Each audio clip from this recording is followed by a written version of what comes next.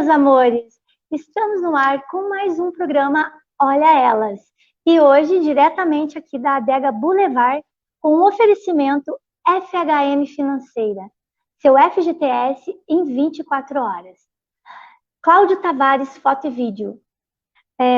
Salão Estúdio D, Beleza e Bem-Estar. Vamos começar a nossa entrevista de hoje, nosso bate-papo com o senhor Carlos Feliz, proprietário das Adegas Boulevard. Boa noite, seu Carlos. Boa noite, Silvia. Tudo bem? Tudo bom, e senhor? Ótimo. Ai, que bom. Então, seu Carlos, nesse bate-papo aí, queremos atualizar os nossos ouvintes. E para começar, uma perguntinha básica. Como surgiu a Adega Boulevard e há quanto tempo ela existe aqui em Curitiba? Então, a Adega Boulevard. Primeiro, a gente inaugurou o restaurante Boulevard em 1991. E eu era responsável pela seleção dos vinhos, a elaboração da carta de vinhos, treinamento de equipe. E aí, em função dessa minha disposição a coordenar a parte de vinhos do restaurante Boulevard, eu resolvi me especializar. Até então, eu gostava de vinhos, mas não entendia. Aí apareceu uma oportunidade de eu fazer uma viagem para a Península Ibérica. O Carlos Cabral, que é um dos precursores dos ensinamentos de vinho aqui no Brasil, ele era proprietário da Casa Cabral em São Paulo. Hoje ele está no grupo Pão de Açúcar, é responsável pelos vinhos do grupo. Ele estava com uma viagem agendada para Portugal e Espanha.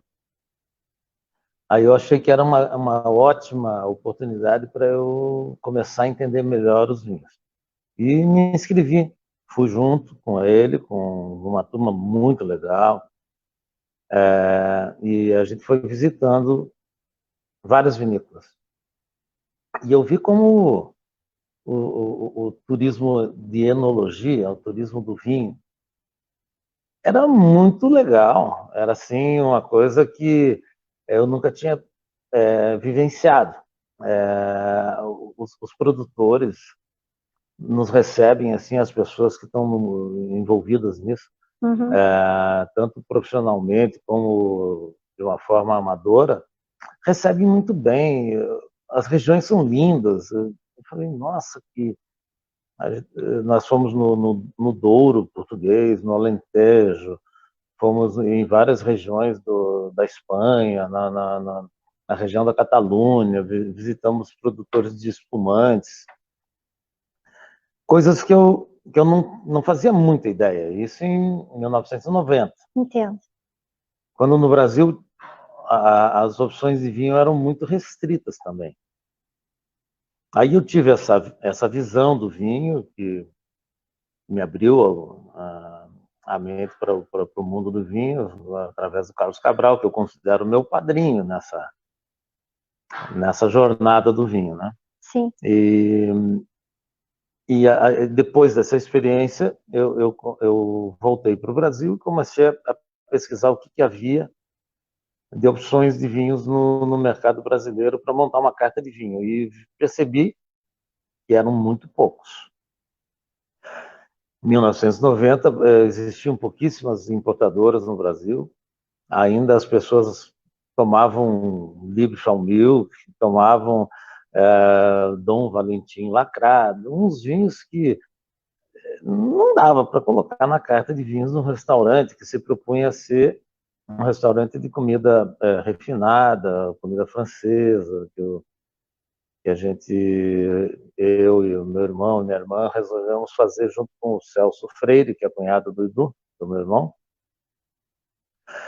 um restaurante para realmente fazer a diferença em Curitiba, tanto em termos de gastronomia quanto em termos de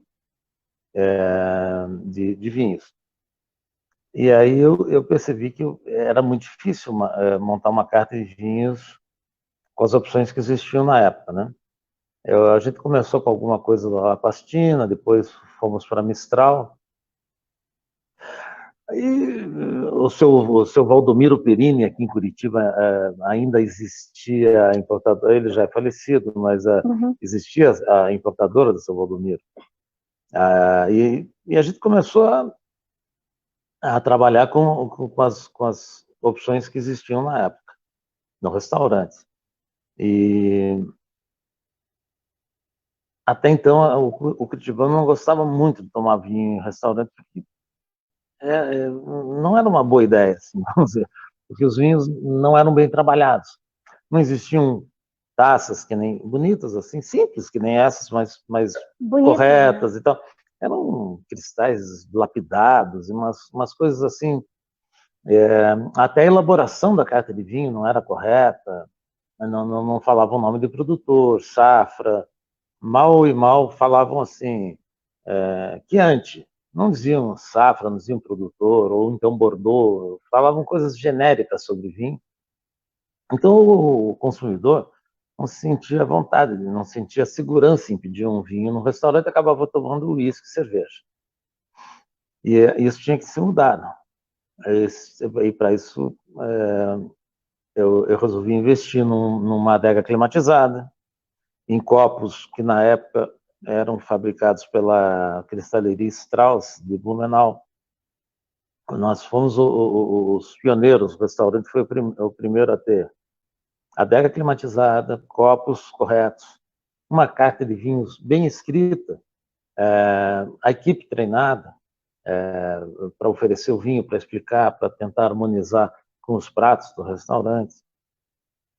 E decanters, a gente foi o primeiro restaurante a decantar vinho, todo aquele e também todo o ritual do vinho, que eu ia dizer. E também começamos a servir os vinhos em taça, tintos brancos e principalmente os espumantes. O que pegou muito no Boulevard, virou quase uma característica, era a pessoa, o cliente chegava, já era oferecido uma taça de Chandon, Brut, bem geladinha, todo mundo começou a gostar da ideia. Ao invés de tomar cerveja e tomar whisky, as pessoas começaram a prestar atenção no vinho. E eu vi que era um mercado que estava mal explorado, mal desenvolvido em Curitiba, e me surgiu uma proposta do seu Cabral, aí no caso é um outro Cabral, que é o seu Joaquim Cabral. Aquele é o Carlos Cabral, com quem eu viajei. E esse, o seu Joaquim Cabral, que é o dono já é falecido também, é o dono da Lidador, no Rio de Janeiro. Ele falou, olha, a gente está com um projeto de abrir franquias da Lidador. E você tem aqui embaixo do teu restaurante um espaço ainda não utilizado. O que você acha? Falei, olha, me interessa bastante. Ele falou, a gente tem produtos bem variados, a gente trabalha com tantos tipos de vinho, do mundo inteiro, vinhos da Europa, vinhos da América do Sul, de várias regiões. E, além disso, destilados e tal. Eu falei, interessante. Daí a gente abriu uma franquia. Também é uma coisa meio... Na época era... Da loja do Rio. Da loja do Rio de Janeiro. Da Lidador do Rio de Janeiro, embaixo do restaurante Boulevard. Funcionou uns 2 anos como lidador. E onde era localizado esse restaurante? Então, o Boulevard ali na Voluntários da Pátria, na parte de cima. Né? Tinha aquela escadaria e tal, uma porta grande e tal, e na parte de cima funcionava o restaurante, e embaixo. Aí a gente começou como lidador. Foi um sucesso no começo, mas depois eu percebi que os preços no Rio de Janeiro não eram compatíveis com os de Curitiba. E aí, em comum acordo, a gente desfez a franquia e eu transformei a Lidador na Adega Boulevard, em 93. Que interessante essa história. Então, o seu primeiro contato com vinhos, essa sua primeira visita nas vinícolas da Espanha, Da Espanha e foi Portugal. por conta do restaurante. E aí que nasceu a paixão pelo vinho. Aí que eu comecei a me interessar e que eu vi que o mundo do vinho era um mundo muito, muito legal, muito fascinante, muito de pessoas mesmo. Assim, você conversava com os proprietários de vinícolas, os sommeliers, o pessoal. Eu comecei a ficar encantado com isso. Eu falei, nossa, é por aí que eu quero levar minha carreira, né? Porque a minha formação é como engenheiro agrônomo. Eu gosto muito do contato com o campo. Então, para fazer turismo, por exemplo, eu não gosto de ficar em cidade grande. Eu vou para a Espanha, eu não fico em Madrid. Eu gosto de ir para Rioja, gosto de ir para Ribeira del Duero, para o Priorato, e andar no meio do mato mesmo, ir atrás de vinícolas e conversar com os proprietários. Esse é o meu tipo a minha abordagem. Então, o que não deixa de ser um turismo bacana e uma viagem sensacional, um turismo maravilhoso. Porque além de o senhor relaxar, ainda você aprende muita coisa, né? Porque você aprende. O mercado vai inovando a cada dia. As paisagens são lindas, você só vê coisa bonita no e interior. as formas de né? plantar também vão, né? Você vê tudo em loco, né? Ele te mostra o porquê que o vinho tem aquela característica, como é que ele trabalha a uva no campo, como é que ele poda, como é que ele colhe, quais são os critérios que ele adota para a produção daquele vinho.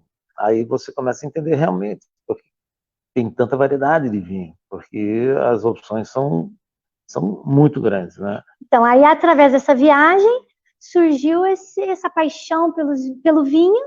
Sim. Aí o senhor continuou abastecendo o seu restaurante até que veio. E como nasceu a Adega? A Adega Boulevard. Então, a Adega Boulevard nasceu depois da Lidador. Eu resolvi fazer uma adega e era uma adega que trabalhava com multimarcas. Numa feira de vinhos, eu encontrei com a Dolar Hermann, que na época tinha acabado de inaugurar a importadora Decanter, que tem a sede em Blumenau. E ele me falou, olha, Carlos, você é dono do restaurante Boulevard de Curitiba, eu não gostaria de ser representante dos nossos vinhos? E na época, o catálogo da Decanter era um folder assim com talvez uns 10 ou 12 produtores, eram muito poucos mesmo. Tinha produtores do Chile, da Argentina, da Itália, da França e eu acho que só. Talvez uns 2 ou 3 de cada país e acabou. Mas me interessou. Ele falou, olha, a gente está começando um trabalho assim, a nossa filosofia é essa, a gente gosta de produtores menores, mas sempre com qualidade e tal. Eu falei, nossa, é tudo o que eu estou precisando para elaborar minha carta de vinhos. E abasteci a minha adega, porque já tinha os dois negócios correndo junto. E aí fechamos uma parceria que dura até hoje com a Decanter de Blumenau.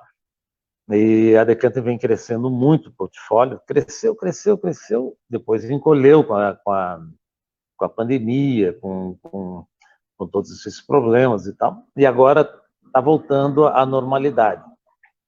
E eu gosto muito de trabalhar com a linha de vinhos do Adolar, porque são escolhidos com muito critério. São vinhos que nem ele sempre se propôs a garimpar produtores diferenciados em qualidade, não necessariamente em volume, mas em qualidade. Depois da parceria com a Decanter, a coisa fluiu mais naturalmente. Nós agregamos alguns outros produtos na área da alimentação também. Eu acabei também me especializando principalmente nessa época agora da Páscoa que nós estamos, a gente sempre trabalhou com os melhores bacalhaus aqui para Curitiba. Eu apresentei ao curitibano o Gados Morrua, que o curitibano não... antigamente era só bacalhau. Então eu comecei a divulgar na rádio, nas nossas propagandas, venha comprar o legítimo bacalhau Gados Morrua, e o pessoal, mas o que é isso? Nunca ouvi falar disso e tal. Isso eu aprendi com a Lidador, do Rio de Janeiro. O seu Cabral sempre trabalhou com os melhores produtos também. E ele me falou, olha, Carlos, nós temos que enfatizar que o nosso bacalhau é o melhor. E eu aprendi isso com ele e continuei o trabalho. Até hoje as pessoas relacionam também a Adega Boulevard, além de vinhos e cestas de Natal e coisas assim, com o bacalhau na época da Páscoa. É bem, bem legal isso aí. Então, já aproveitando a deixa do seu Carlos, avisando os nossos ouvintes que a Adega Boulevard tem bacalhau de primeiríssima qualidade e vinhos aí para Páscoa, gente. Então, quem ainda não organizou o seu almoço de Páscoa, no finalzinho a gente vai passar os endereços, os contatos todos da Adega Boulevard para vocês estarem adquirindo seus produtos com excelente qualidade aqui na Adega Boulevard.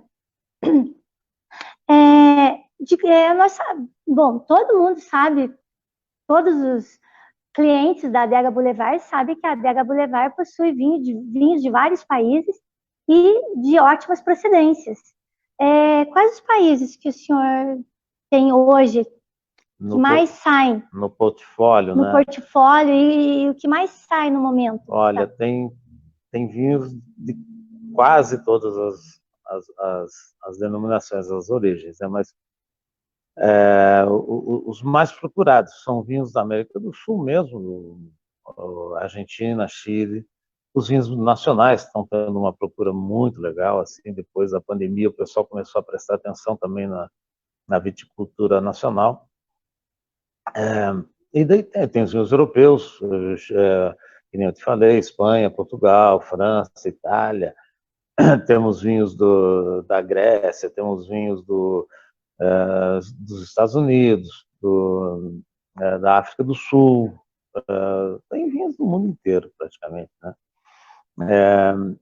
E eu dei um foco muito legal, assim, muito importante nos vinhos nacionais. Durante a pandemia, as pessoas começaram a consumir mais vinho em casa. E eu investi num portfólio de talvez uns 30 produtores nacionais, é o maior portfólio de vinhos nacionais aqui de Curitiba. Eu não acredito que não tenha nenhuma outra adega com tantas opções.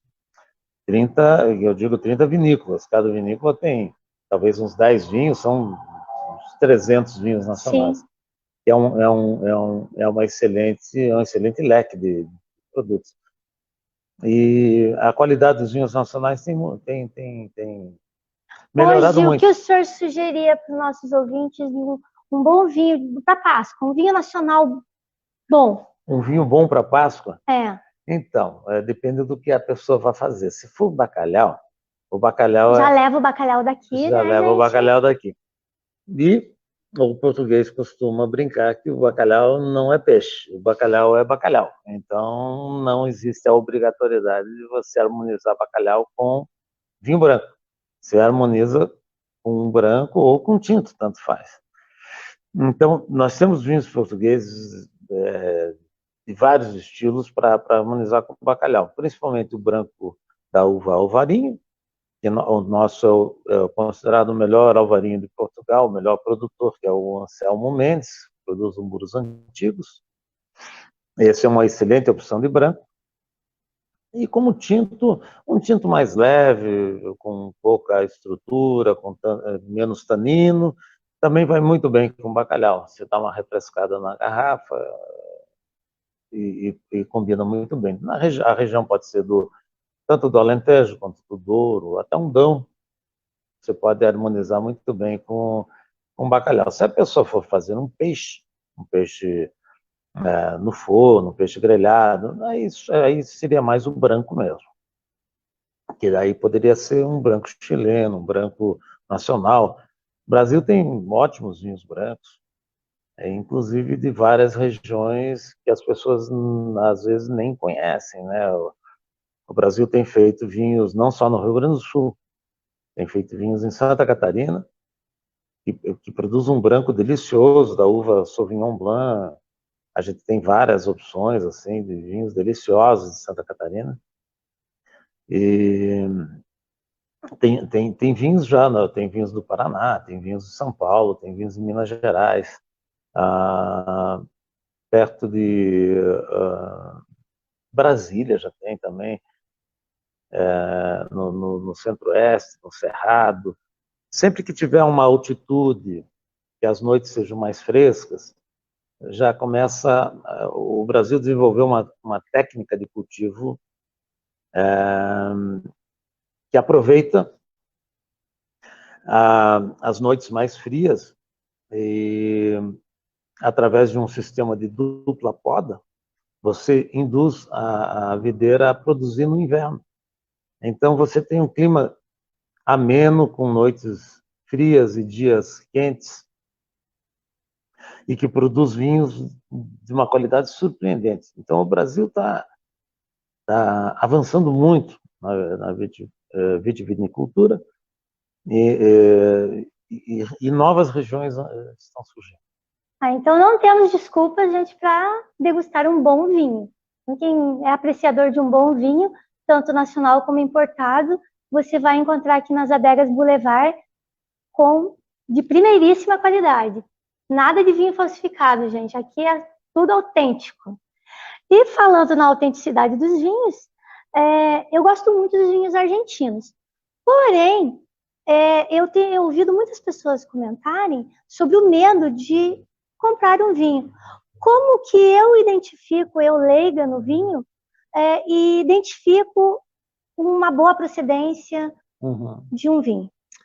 Ótima pergunta, porque a proximidade do Brasil com a Argentina, a fronteira seca, isso está proporcionando um trânsito de vinhos ilegais, de vinhos de descaminho, que a gente chama, que são os vinhos que não recolhem os impostos de uma importadora normal. Além dos impostos e tal, está tendo muita falsificação.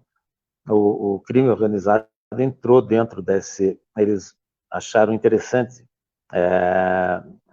essa forma de ganhar dinheiro através de falsificação. Então, antigamente, o que era uma atividade de pequenos sacoleiros, que a gente chamava, que era a pessoa que pegava o carrinho, ia lá na Argentina ou no Paraguai, comprava lá uns negocinhos para revender aqui e ganhar o seu dinheiro, virou um esquema de bandidos mesmo, de quadrilhas, de PCC, uma coisa assustadora. Assim, hoje virou um esquema de dezenas de milhões de dólares, cada apreensão de vinhos que a Polícia Federal ou a Polícia Rodoviária Federal, que é a que mais apreende, é a rodoviária. Cada apreensão são milhões de reais, uma coisa assustadora, mais do que o nosso estoque aqui, em uma apreensão. Você vê caminhões cheios de vinhos de, assim, de um valor alto. Agora, aquele vinho que a pessoa está pagando, vamos dizer, um vinho que custa R$200 no Brasil, a pessoa paga R$100, mas muitas vezes está comprando do gato por lebre. Por quê? Porque é muito fácil você falsificar um vinho, trocando o rótulo. E como que eu identifico essa autenticação? Eu quase peguei o microfone aqui. A forma mais simples é vendo aqui, ó, a origem, importado por o mapa, né, que esse mapa significa Ministério da Agricultura. Tá? Então, todo vinho original tem um registro no Ministério da Agricultura e Pecuária. E também tem o nome da importadora, ou trading, com CNPJ, tudo certinho. Aquele vinho que você pegando e está escrito só em espanhol e não tem o registro do mapa, não quer dizer que 100% desse vinho seja falsificado. Mas todo vinho falsificado não tem essa origem e nem o registro no Ministério da Agricultura do Brasil. É um risco que as pessoas correm. Eu muitas vezes escuto as pessoas dizendo: não, eu tomei tal vinho e não gostei. Nossa, um vinho tão famoso. Tomei o Catena Zapata, eu tomei o Luiz de Bosca, tomei como é que é aquele outro, Vinha Cobos lá. E não achei muito bom, assim, provavelmente o vinho seja falsificado. Então, aproveitando essa deixa do seu Carlos, pessoal, sempre lê o contrarótulo da garrafa do vinho e ver a procedência dele. Se não tiver procedência, pode ser um vinho duvidoso. E lembrando que este vinho vai ser sorteado daqui a pouco para os nossos ouvintes. Temos que chegar a mais de 100 compartilhamentos, pessoal. Então, vamos aí, compartilha, dá like. E quando nós atingirmos acima de 100 compartilhamentos, vamos sortear esse belíssimo vinho, que é uma delícia. Então, bora lá, ó, dedinho no computador. Eu soube que a Adega Boulevard possui os melhores vinhos italianos. Eu até anotei alguns nomes aqui para o senhor falar a respeito desses vinhos para nós, porque a carta da Boulevard é gigante, né? Eu selecionei alguns aqui. O Brunello, o que o senhor tem a dizer do Brunello para nós? Bom, você falou da Itália, né? A Itália Brunello de Montalcino. Isso. É um dos ícones da viticultura italiana. A Itália é um país que tem uma aptidão para vinho, tanto que o nome latino é Inótria, a terra do vinho. Ela é comprida e tem elevações, montanhas, os Apeninos, os Alpes, que criam microclimas e características que, desde a Sicília até o Piemonte e o Vêneto, que produzem vinhos muito diversos. Então, por isso que a Itália é um país tão complexo e encantador em relação à variedade e estilos de vinho. O Brunello é o vinho da Toscana, é o mais conhecido, junto com o Chianti. Ele é produzido com a uva que é a mesma do Chianti, que é a Sangiovese, só que no Brunello ela adquiriu uma característica de grãos um pouco maiores e com a casca mais grossa, com mais taninos e mais pigmentos. Então, ela chama-se, no caso do Brunello, ela tem o nome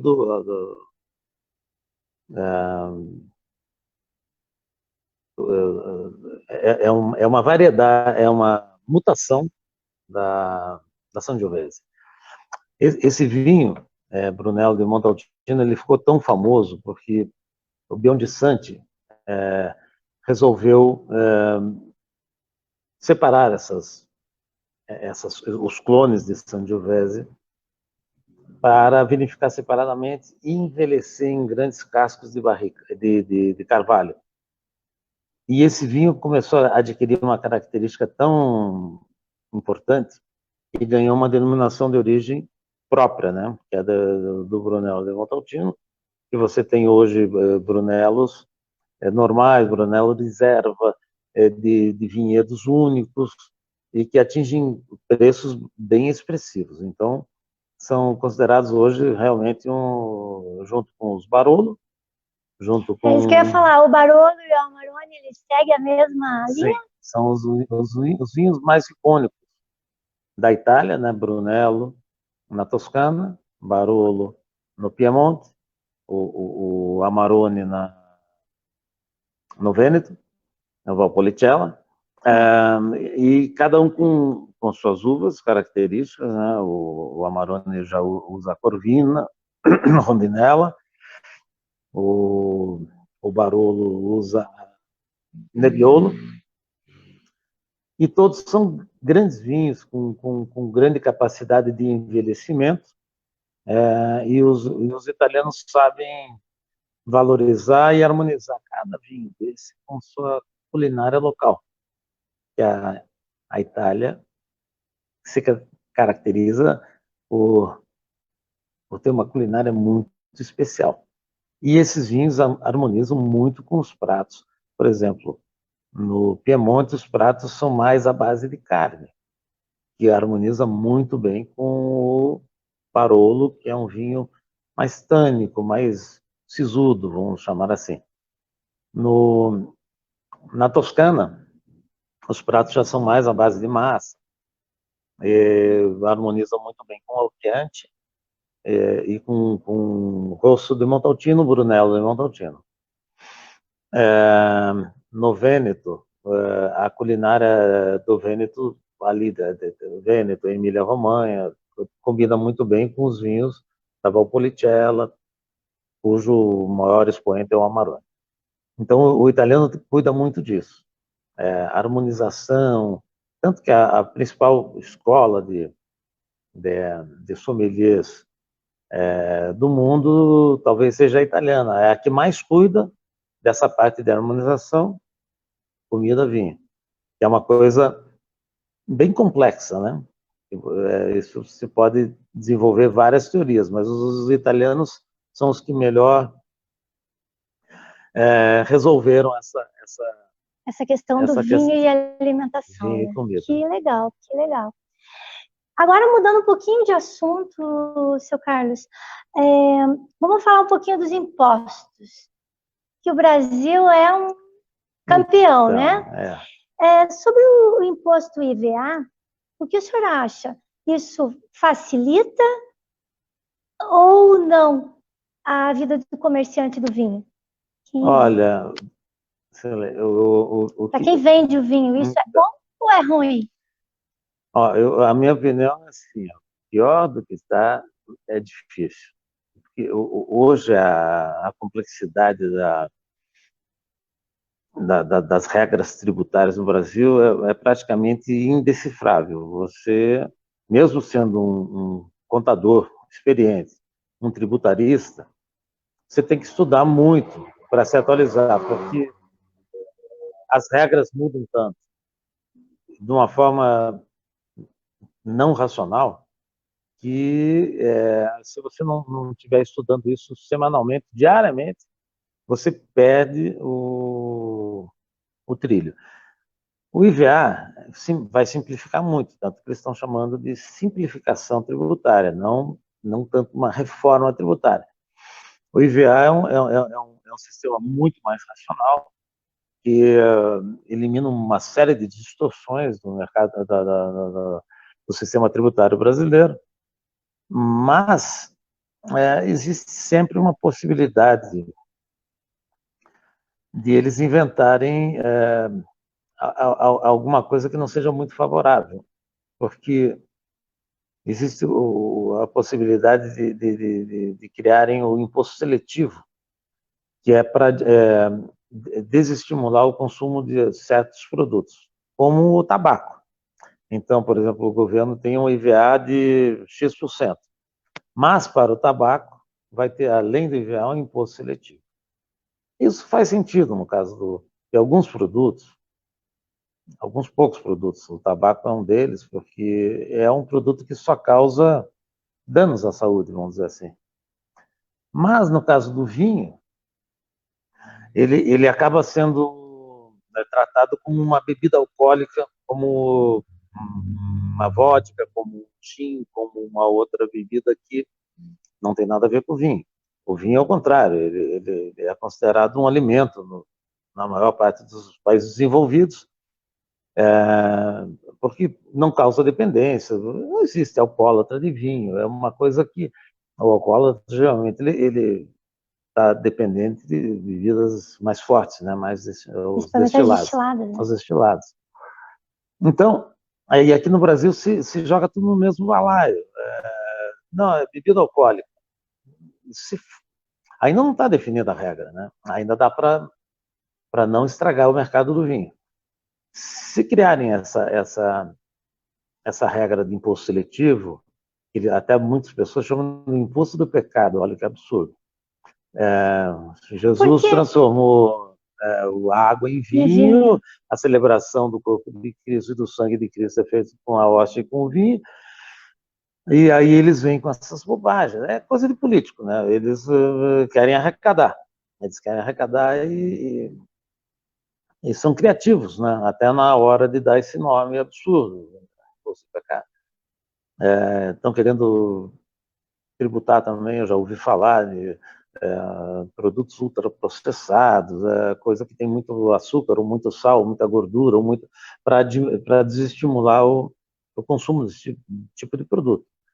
O vinho não se encaixa em nenhuma dessas classificações, muito menos, ao contrário, existe benefícios no consumo do vinho, moderado, evidentemente. Sim. Mesmo porque o bebedor de vinho já a tendência é ter essa moderação e não extrapolar no consumo. Então, a questão do IVA vai depender muito do detalhamento daqui para frente. Está muito no início dessa discussão. Vamos ver o que os políticos decidem. Vamos ver, né? A adega Boulevard da Inácio Lustosa está mudando de nome. Sim. Você pode falar a respeito um pouquinho para a gente? Então, isso é super recente, né? A adega da Inácio agora está virando, em função da nossa parceria que eu já tinha lhe falado com a importadora Decanter, está se transformando na Enoteca Decanter. Enoteca é um conceito italiano também. Enoteca é um local onde você tem vinhos e gastronomia no mesmo lugar. E por isso nós estamos investindo no Wine Bar, que é um espaço onde as pessoas vão poder consumir vinhos em taça ou em garrafa. Você escolhe o vinho na loja, vem consumir no bar pelo mesmo preço. E no caso das taças, nós estamos com um sistema super moderno e inovador de conservação de vinhos que chama-se o Coravin, que é um sistema que injeta. Ele tem uma agulha e você não precisa abrir a garrafa. Você introduz uma agulha dentro da garrafa, dá uma inclinação e injeta um gás argônio. Argônio é um gás inerte. E serve aquela tacinha. Vamos dizer que você sirva aqui, 100 ml. Vai pagar só pelo que você consumiu e pelo gás que vai gastar para servir. O restante da garrafa fica conservado por meses ali. A gente já fez o teste de abrir um vinho branco que estava bem no finzinho, assim, 3 meses depois de aberto, ele ainda estava fresco. Interessante. Dava para consumir tranquilamente, o vinho estava bem conservado. Então, um dos diferenciais aqui do nosso wine bar vai ser o uso desse equipamento, que é importado, o Caravan, que usa o gás argônio, e a pessoa vai poder optar por várias opções de vinho em taça, espumante brancos e tintos, rosés também, e vinhos fortificados, que é uma categoria de vinhos muito legais, agora principalmente no inverno curitibano, que é mais frio. O vinho fortificado é o vinho que tem um teor alcoólico mais alto. E geralmente são vinhos doces, não, nem sempre, mas geralmente são doces. Então, também teremos esse tipo de vinho em taça aqui na adega Boulevard, harmonizando com um cardápio que vai ser comida simples, nada muito elaborada, mas tudo de boa qualidade. Então vai ser um happy hour bem bacana para quem depois do trabalho quiser fazer um happy hour, vem aqui para Decanter Boulevard. Vai ser Decanter Boulevard ou vai ser só Decanter? Não, vai ser Enoteca Decanter. Enoteca Decanter. Enoteca, já mudou o nome para Enoteca Decanter. Tem um estacionamento aqui atrás para uns 10, 12 carros, né? fica bem seguro o automóvel, a pessoa, de preferência que venha de Uber, de aplicativo, né? De aplicativo. Mas se vier de carro, colocar para guardar o carro, tranquilo. E na via também tem bastante espaço para estacionamento, né? Até na rua Aqui ali. é bem tranquilo. Mas é melhor guardar. Melhor ainda é vir de aplicativo. Melhor é vir de aplicativo. Temos alguma pergunta, Gibson? Repete a pergunta. Quem vai ser o chefe de cozinha do bar? Celso Freire? Quem vai ser o chefe de cozinha? Então, não, como eu falei, as nossas opções de comida vão ser bem simples.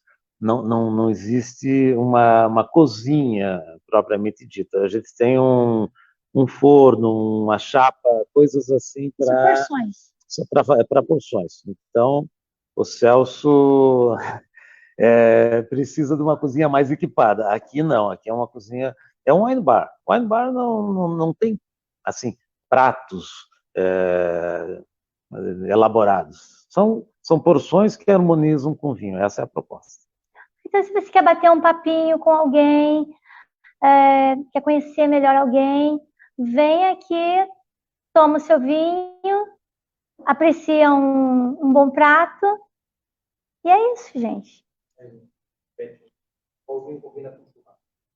Qual vinho combina com churrasco? Quem perguntou? É a Neide. Neide Bitarella. Olha, Neide, o churrasco tem um leque muito grande de vinhos, né? O pessoal adora churrasco com Malbec. Aqui em Curitiba, o pessoal harmoniza muito. Eu já gosto de um vinho um pouco mais, um Taná, por exemplo, um vinho mais tânico, um pouco mais austero, mais seco. Os Malbecs costumam ser um pouco aveludados demais, muito maciozinhos, assim. Eu já gosto de um Taná, gosto de um... esse aqui é um Montepulciano que a gente está tomando. Isso aqui vai muito bem com churrasco. Vinhos tintos em geral vão bem com churrasco. Agora, dependendo, se tiver muito calor, vai até branco. Vai da opção vai do gosto da pessoa. Não existe nada muito rígido, né? Tem gente que gosta de estabelecer muita regra.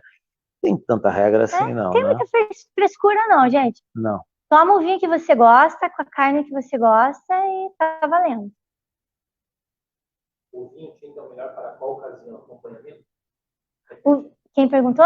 Cláudio Tavares. Cláudio Tavares quer saber. O vinho é o melhor para qual ocasião?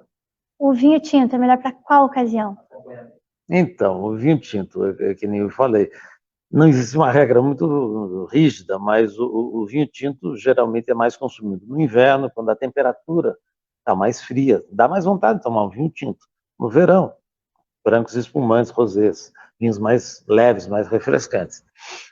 Mas o tinto é consumido durante o ano inteiro, dependendo da culinária, do que você escolha. Sim. Um filé com molho, um steak poivre, alguma coisa com um molho mais espesso, mas vai muito bem com vinho tinto. E o vinho necessariamente, pelo menos aqui em Curitiba, por ter esse clima mais frio, né? Você não precisa necessariamente estar degustando um vinho acompanhado necessariamente de algum prato. Muitas vezes você chega em casa... um bom papo e um bom vinho se rende, né, gente? É isso mesmo. Tem mais uma pergunta. Tem mais uma aí? São vinhos pontuados. Quem perguntou? Jussara. Boa pergunta. Vinhos pontuados, ela perguntou, né? Os guias que avaliam os vinhos, eles têm uma função muito importante dentro do universo do vinho para orientar o consumidor. Esse vinho aqui, por exemplo, ele está com uma nota de 91 pontos do Robert Parker. Esse vinho que o seu Carlos está falando para a gente é o vinho que vai ser sorteado para você, que vai ser sorteado. Então, quem ganhar esse vinho, ele já vai ganhar um vinho pontuado, com uma pontuação acima de 90 pontos. Ou seja, já é um vinho muito acima da média. São revistas ou até pessoas que se propõem a degustar uma grande quantidade de vinhos e classificá-los com notas. Essas notas podem ser de 1 a 20, mas as que mais fazem sucesso são até a escala de 100 pontos, que varia um vinho geralmente de 70 até 100 pontos. Abaixo disso, eles nem consideram. E quem ganha 70 pontos também não divulga. Então, eles só vão começar a divulgar acima de 85, por aí, que eles começam a colocar os selinhos. Para quê? Para o consumidor entender que aquele vinho foi degustado por um ou uma equipe de degustadores de uma revista com credibilidade e ganhou aquela nota. Então, é uma boa orientação para o consumidor. Quem é o mais respeitado é o Robert Parker, que ficou famoso depois de um acerto dele com vinhos de Bordeaux, numa safra que ninguém dava muita importância, que era 1982, ele falou, não, essa safra é excepcional. E ele realmente tinha razão. Depois de alguns anos, com o amadurecimento, eles foram ver, não, aquele cara, era um americano. Tinha razão, né? Mas quem é esse cara? Robert Parker e tal. Aí começaram a prestar atenção nas notas dele. E depois dele vieram, tem alguns, o Robert Parker virou uma empresa, né? Com vários degustadores. Mas tem alguns que são especialistas em Espanha, tem o Guia Penin, por exemplo, só prova Espanha. Tem a Revista de Vinhos de Portugal, só portugueses. Tem o Gambero Rosso, só vinhos italianos. E tem os que degustam vinhos do mundo inteiro, que nem Wine Spectator, Robert Parker e vários outros. Mas é interessante, é bom prestar atenção. Ah, legal. Mais alguma? Não, a minha pergunta vai ter um abraço. Carlos, lá da Grécia, ou Costa. Ô, Constantino! Um abração, Costa. Tá vendo, seu Carlos? Estamos internacional. Internacionais. É isso aí. A tecnologia é uma maravilha. Uma pergunta aqui de uma pessoa que fez antes a pergunta, a Ângela, ela perguntou: como armazenar o vinho? Qual a posição correta de um armazenamento de vinho? Bom, depende muito do vinho. Se for um vinho para consumo corrente, vamos ver, se compra um vinho na minha loja aqui, um vinho normal, fica lá linda. Vamos dar um exemplo de um vinho que todo mundo conhece. É um vinho que você vai comprar para consumir rapidamente. Você não vai guardar um fica lá linda 5 anos. Então, tanto faz. A forma o mais importante é você pode armazenar do jeito que quiser, mas na hora de servir você tem que refrescar o vinho. Você nunca pode... essa história de temperatura ambiente, por exemplo, se tiver 28 graus, 30 graus, não vai servir um vinho naquela temperatura. Então, sempre prestar muita atenção. Essa luva aqui, a gente chama de cooler. Isso aqui ajuda muito. Ele tem um gel aqui dentro, tá vendo? Que você deixa no freezer e veste o vinho se você não tiver uma adega em casa. Você coloca esse cooler aqui em volta da garrafa. Se for um tinto, ele refresca. Se for um branco ou um espumante ou um rosé, que já esteja gelado, ele mantém gelado. Então, para um vinho de consumo corrente, você pode armazenar do jeito que você quiser, onde você estiver. Ou pode ser deitado em pé, na prateleira, no balcão. Evitar uma região muito quente também, né? Uma região mais fresca da casa. Agora, vamos dizer que você quer investir num vinho caro, um Brunello, um Barolo, um vinho de Bordeaux, um vinho da Borgonha, um vinho de R$500, um vinho que você queira deixá-lo amadurecer até o ponto ideal de consumo. Ou para uma ocasião especial. Ou para uma ocasião especial, que pode demorar 2, 3 anos. Aí você tem que ter uma adeguinha em casa. O ideal é você ter uma adega climatizada, de 14 a 16 graus, deixa o vinho deitado sem incidência de luz, mas aí é para um vinho especial.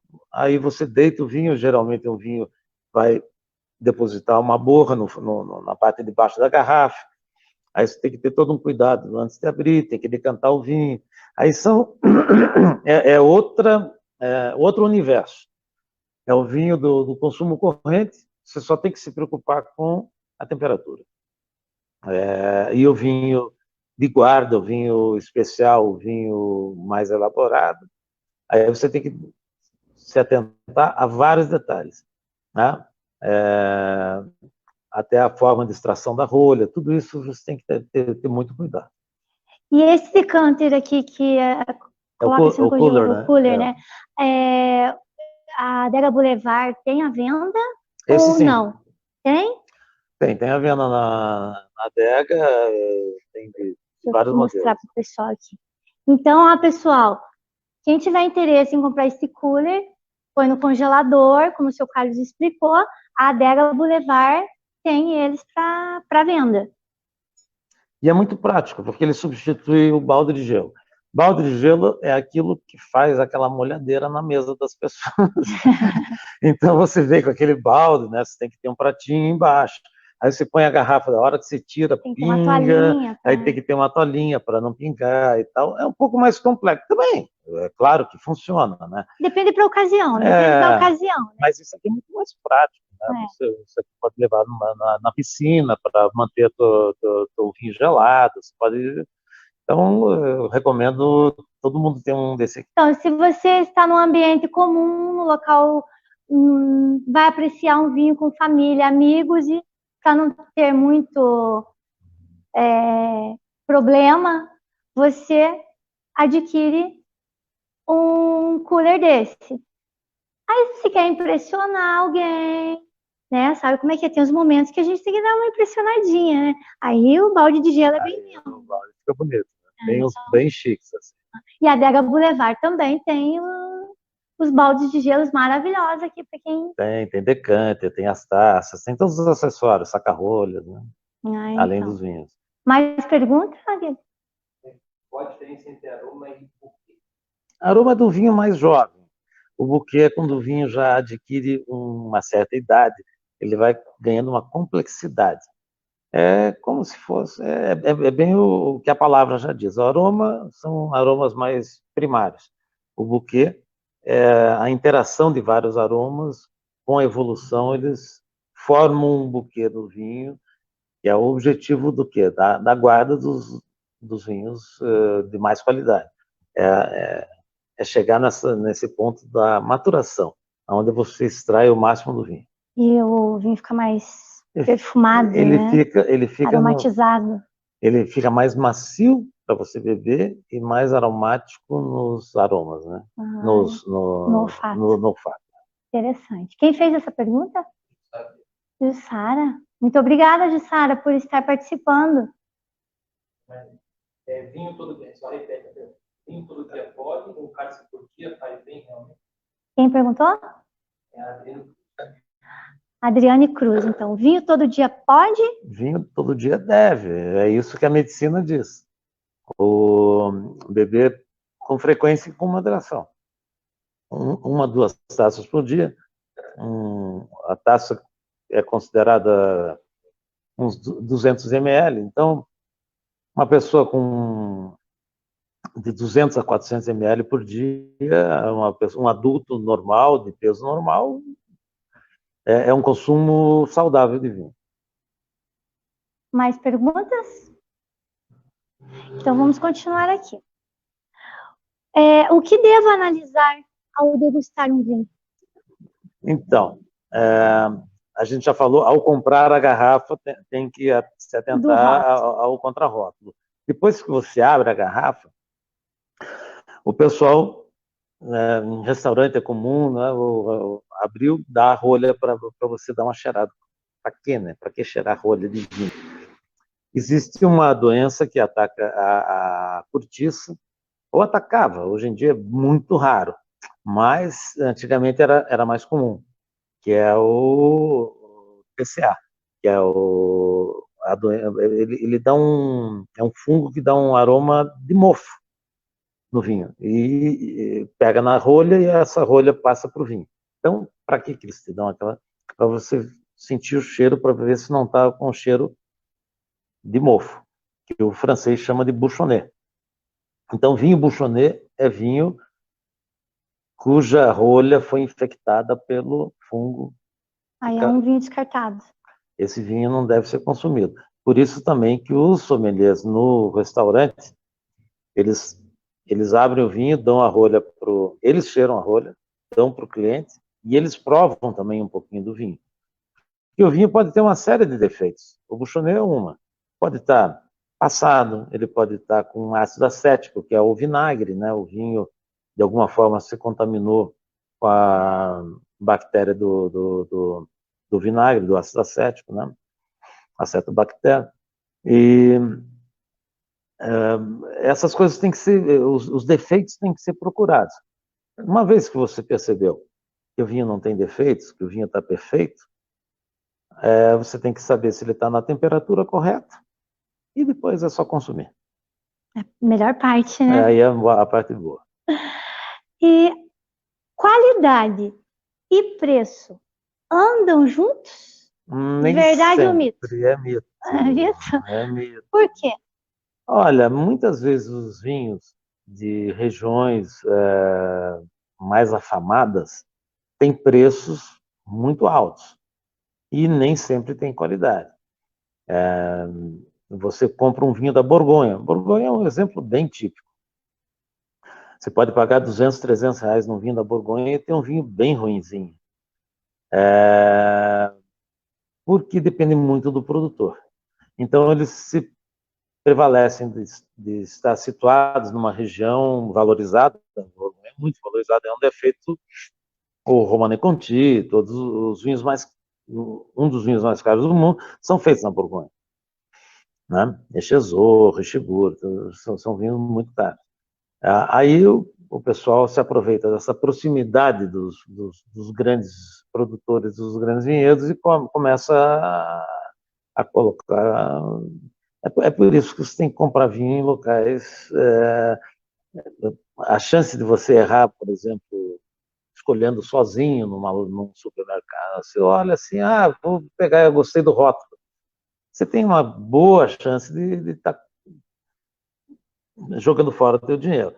E, ao contrário, quando você vem numa loja, você conversa com alguém, diz o vinho que você está procurando, o estilo que você gosta, a gente prova vinho todos os dias, a gente sabe orientar. Leve esse aqui. Eu quero gastar tanto. Então tá, então venha para cá. Aí também depende de quem vai receber o vinho, né?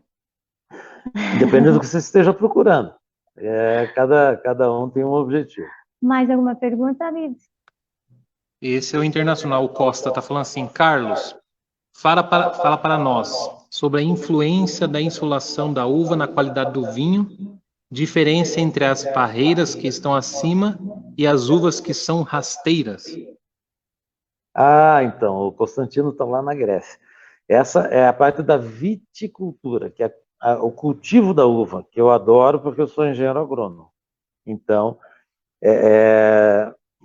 Só um minutinho antes de o senhor responder, mandar um abraço para o Constantino e muito obrigada por estar nos ouvindo e participando conosco aqui. Boa, Costa. Você tem várias formas de cultivo. No Rio Grande do Sul, antigamente, eram pérgolas, eram aquelas latadas, que eram onde você caminha e os cachos estão penduradinhos assim. Para vinhos finos já não se usa mais esse tipo de condução.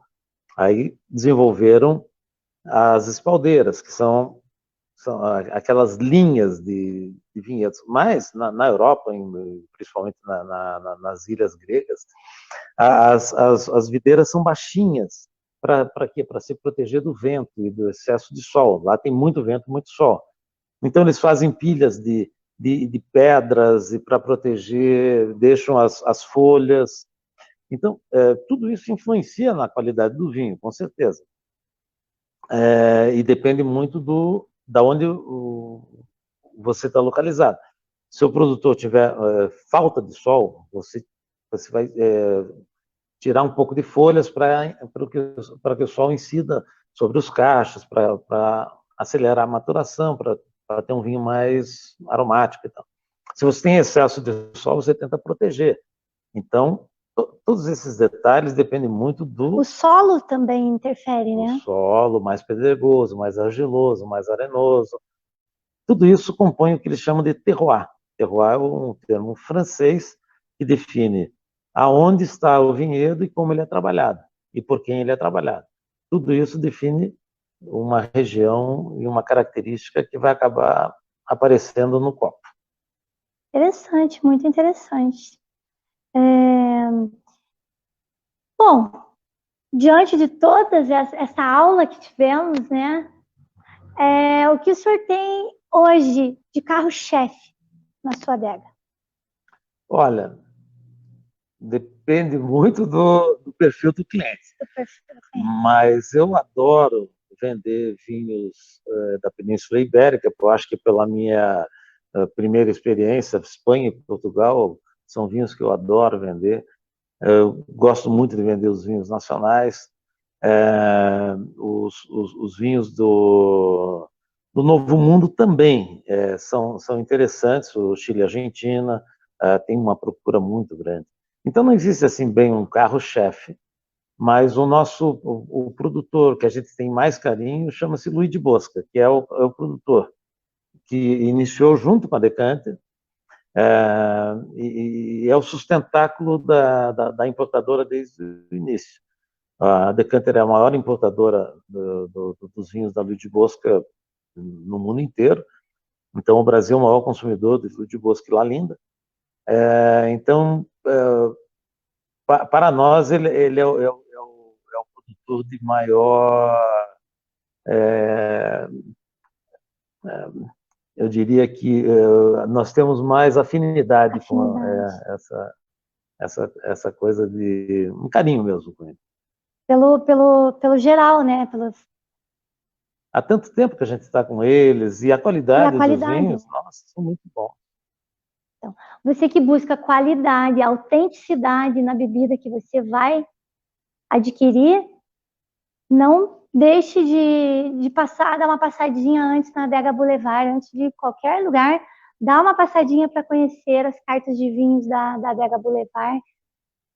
Não, olha, eu sou suspeita a falar, né? Porque eu sempre tô aqui, sempre que eu tenho um presente, alguma coisa, dá uma passadinha. Adega Boulevard. Não tem erro, gente. Autenticidade, qualidade, bom gosto, tudo que você precisar aqui você vai encontrar.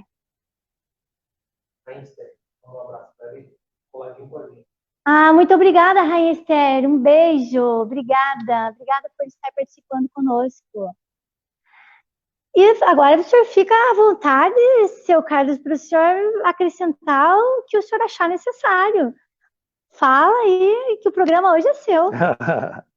Que bacana. Não, agradecer, né, essa oportunidade que você está nos dando. Agradecer o pessoal que está até agora nos assistindo. Ai, que legal, que legal, que legal.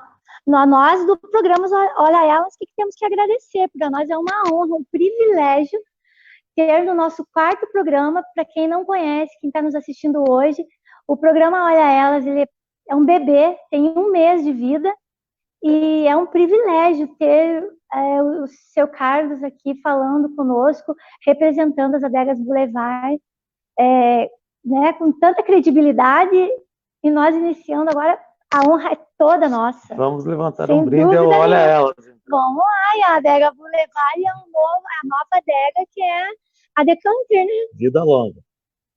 Saúde. E como que tá aí para o nosso sorteio? Quem ganhou? Quem ganhou?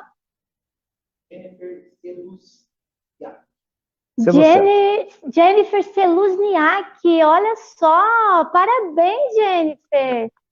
Passa amanhã lá na minha casa para você pegar o seu presente. Olha, você não vai se arrepender. Ó, já tem um vinho para o almoço da Páscoa. Que legal. Ah, sim, ela pode entrar, está entrando em contato pelo nosso Insta ou pela nossa página e a gente combina direitinho para entregar a ela o vinho e fazer uma foto, né, para registrar. Gente, esse cenário aqui não é nosso, é um cenário exclusivo da Adega Boulevard. Tem outros ambientes maravilhosos aqui. Gibson, dá uma viradinha um pouquinho na câmera para mostrar, só dá um girozinho para mostrar para eles um pouquinho da Adega Boulevard. Vai devagar, assim, isso. Então, pessoal, aqui vocês vão encontrar um espaço agradável, um ambiente super aconchegante e degustar vinhos de excelentíssima qualidade.